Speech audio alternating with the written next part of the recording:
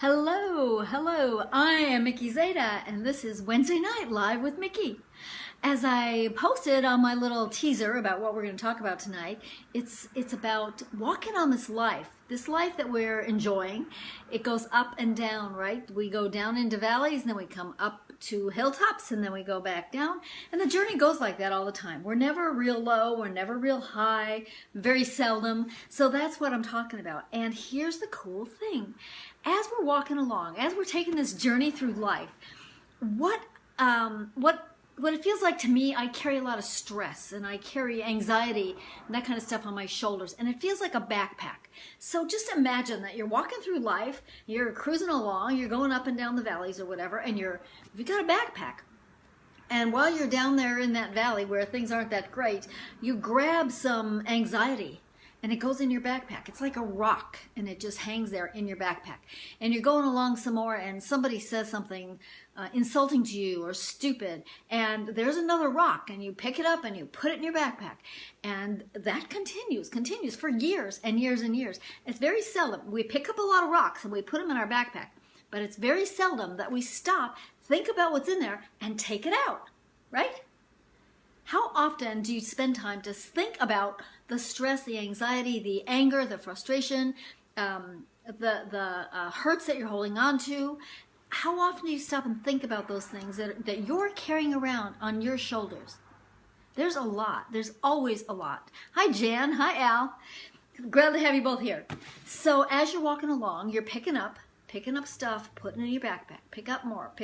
Pretty soon that darn backpack weighs a ton, but you're still doing your same stuff. You're going up, you're going down, you're going up, you're going down. So what I'm going to suggest is pay attention to what you've got in that backpack and what are you willing to let go of? Which of those rocks aren't worth carrying around anymore? And you know what? Every time I sit down and I do an inventory of what's in my backpack, I realize there's a bunch of stuff I can take out. I can toss those rocks over a cliff, or I can toss them in, skip some rocks along in the water as I'm walking by. There's always things in my backpack that I can get rid of. So if you think about your stresses and your anxieties and your hurts and the things that you're holding against other people, think about those things and how many of those are in there, and how many of those are you ready to let go of? Wouldn't it be nice to lighten that backpack? We have the option. It's our choice about what we put in that backpack. It's our choice to decide to carry that with us up and down the hills for more and more years, or to say, all right, time for me to check the inventory of what's really in there. And I'm going to take my backpack off. I'm going to sort through this stuff. And you know what? I don't need to be mad at my mom anymore for things she did when I was a kid, or for things she said as an adult, or just the stress that we had each other. I don't need to be carrying that. So let's let it go. When we take that rock out, guess what? It comes out of our mind. It comes out of our heart. Makes sense, right? Those of us who lived in abuse, we're carrying a lot of stuff. We're carrying a lot of stuff in that backpack. And the longer that we allow it to be there, the heavier it is for us to continue going up the hills, getting to the high points, enjoying those things that we deserve to enjoy, and creating the life that we deserve to live, our authentic life, our joyful, happy, authentic life. So I'm going to encourage you this in the next few days.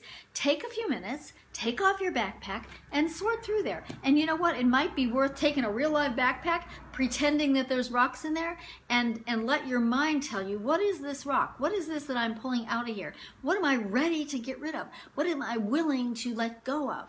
There's a lot of stuff. We carry a lot of stuff.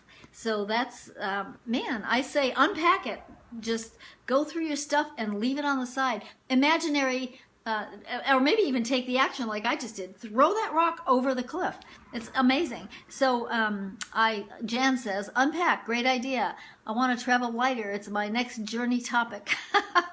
You know what? It's so important. It is so important because everybody does it, right? Everybody does it. And sometimes, like I said, I carry the stress and my anxiety in my shoulders. And man, when I've got a lot of stuff going on, I feel it. I feel how heavy that backpack is. And man, you know what? That's my choice. It's my choice to lighten that backpack. And I'd love to get it empty. I don't think that's a realistic goal. I'm not sure that I could do that. There are things I'm just not ready to let go of yet. There are things that I kind of enjoy holding on to.